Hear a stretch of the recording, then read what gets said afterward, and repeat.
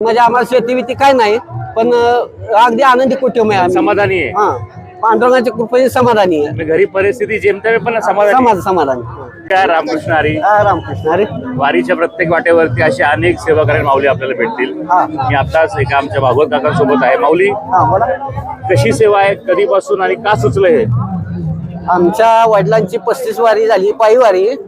त्यानंतर वडिलांच्या माघारी मी ठरवले वारी करायची, परंतु वारी करायची पण म्हणलं आपण सेवा करत करायची. भजन कीर्तन मला जमतात, परंतु मी वारी करण्याचा छंद मला लागला या मसाजमुळे.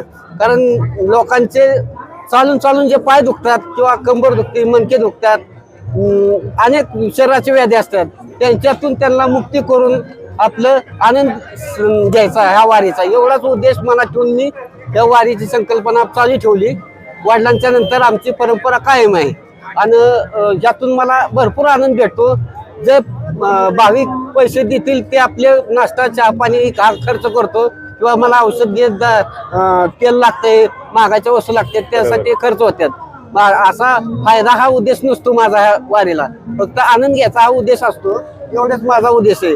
पण ही मनसोक्त वारी असं आनंद होतो मनातून की कधी पंढरीची वारी येते आणि मला ही सेवा करायला मिळते. हा माझा दरवर्षीचा अनुभव आहे. तर यातून मला असा इतका आनंद होतो की अभंगातून म्हणलंच आहे की तुकाराम महाराजांनी, सेवितो हा रस वाटतो आणि ग्यारे हो नका रानवरी, विटेवरी ज्याची पावले समान, तोची एकदान शूरदाता, मनाचे संकल्प पावविल सिद्धी, जरी राहे बुद्धी त्याचे पायी, तुका मध्ये मज धाडिले निरोपा, मार्ग हा सोपा सुखरूप, विटेवरी ज्याची पावले समान, तोची एकदान शूरदाता.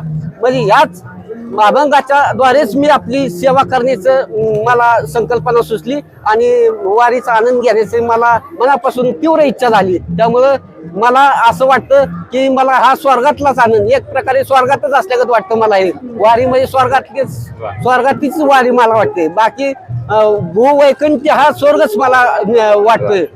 इतरांच्या पायाला मालिश करताना तुमचे हातपाय दुखत असतील, मग मला ह्यामध्ये अजिबात मला विसरच पडतो, हाताच विसर पडतो. त्यामुळे माझी दुखण्याची कल्पनाच नाही. पण वारी पूर्ण झाल्यानंतरच माझी काय ती दुखणे, पण वारीपर्यंत मला काही दुखणं राहत नाही असं आहे. आणि घरी कोण कोण असतं मग गावात? घरी माझ्या आई वडील वारलेले आहेत. मी, माझी मंडळी, 3 मुली, हा माझा प्रपंच आहे. आम्ही दोघे भाऊ आहे, भाऊ सेपरेट आहे, बहिणींची लग्न झालेली आहेत. एकदम सुखी कुटुंब आहे आम्ही. म्हणजे आम्हाला शेती बिती काय नाही, पण अगदी आनंदी कुटुंब आहे आम्ही. समाधानी आहे. पांडुरंगाच्या कृपेने समाधानी आहे. घरी परिस्थिती